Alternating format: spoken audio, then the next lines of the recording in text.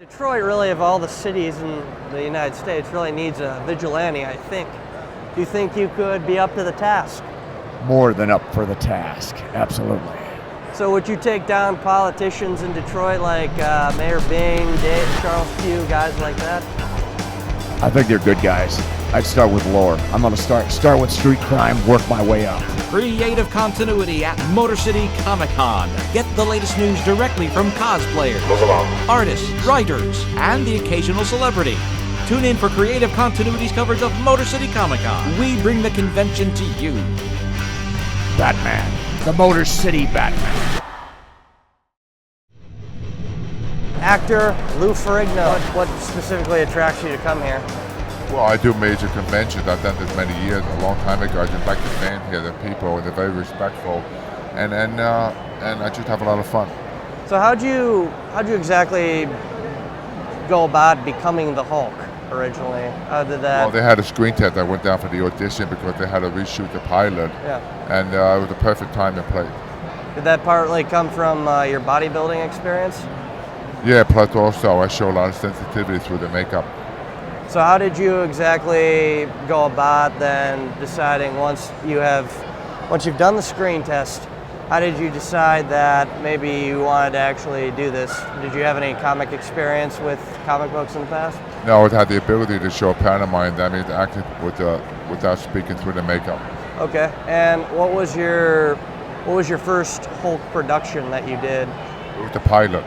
When I reshot the pilot, it was the Hulk was born. The Incredible Hulk. How was that experience for you? Fantastic. I had a lot of fun. Did you enjoy working with the cast and crew on that and the writers? Yeah, very much so. Great people.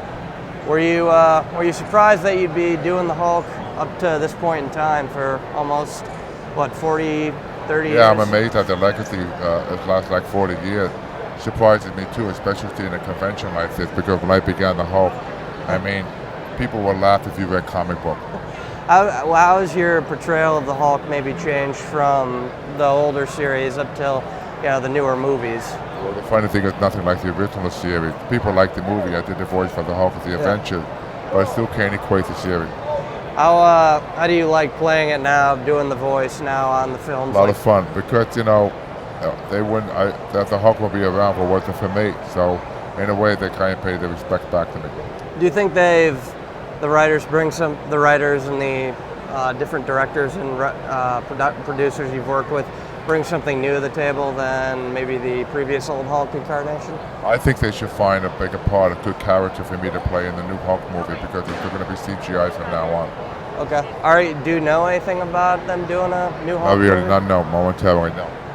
How often do you hear about stuff coming on? I mean, from the Avengers, the Incredible Hulk. Just like you, on the internet, where they make the announcement.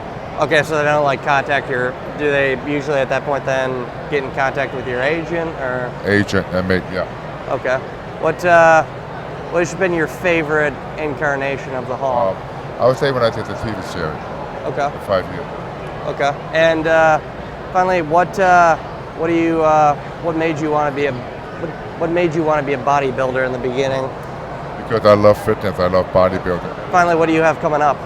A movie coming out, The Liberator, and also on my website, FerrignoFit.com, is an online 12-week training program. Okay. How you become your own personal trainer. Check it out.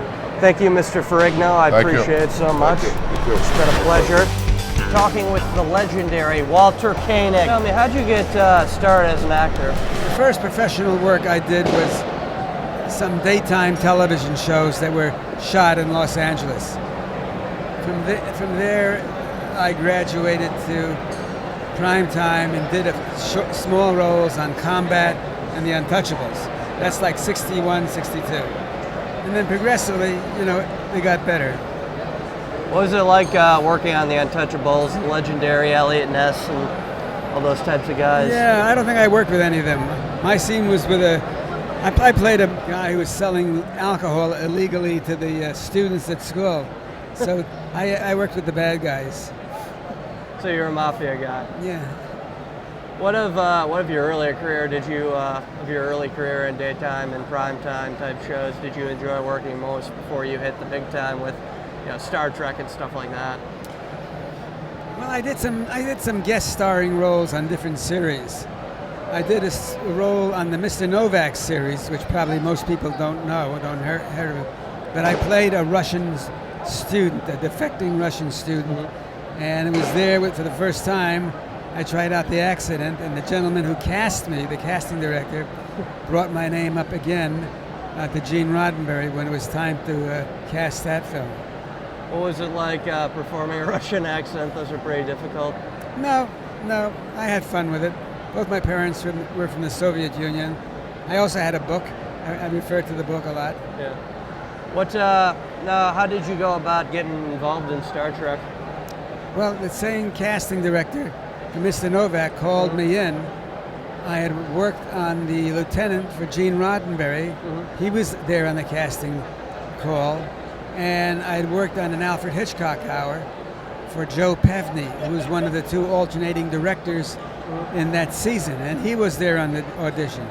So it was sort of like a fait accompli.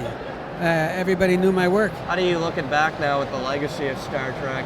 What's it like, with now the new films being made? How do you feel about looking back on that? Well, I don't believe in looking back, Satchel Paige, who used to be a baseball player, a black baseball player from the Negro Leagues, came up to the majors late in life. He was in his 40s. And one of his great philosophical statements was, don't look back, something may be catching up to you. Yeah. So I target the future. I look at the future and see what's happening. I don't dwell in the past. Gotcha. How'd you then start work on Babylon 5?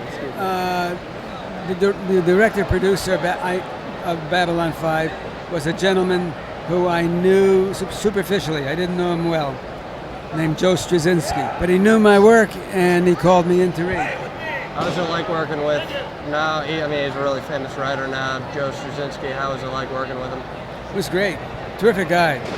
He's a terrific guy. I have only the fondest feelings for him.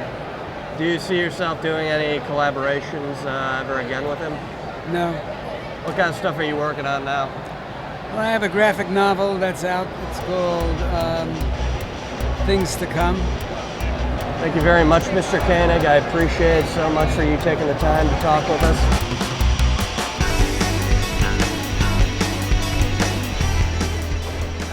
Thank you, Mr. Ferrigno. I appreciate it so much. It's been a pleasure. This is Tommy Zimmer at Motor City, signing out.